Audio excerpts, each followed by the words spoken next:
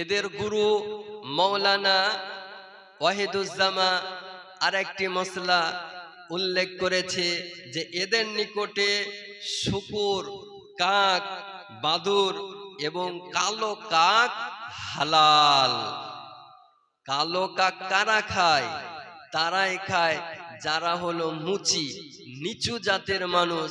তারা কাককে নিজের খাদ্য হিসাবে ব্যবহার করে। তারা শূকর খায়। তো তাদের দলে যাওয়া মানে আপনি বুঝতেই পারছেন, কোন ব্যক্তি যদি হারামকে হালাল বলে ওই ব্যক্তি কোনোদিন মুসলমান থাকতে পারে না, সঙ্গে সঙ্গে কাফির ও মুরতাদ হয়ে যায়। তাহলে আপনি বলুন যে এই রকম কাফির মুরতাদের সঙ্গে থাকা যাবে কিনা?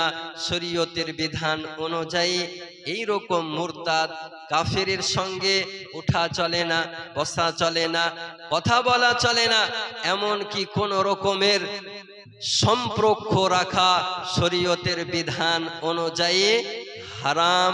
যাবে না, যাবে না, যাবে না।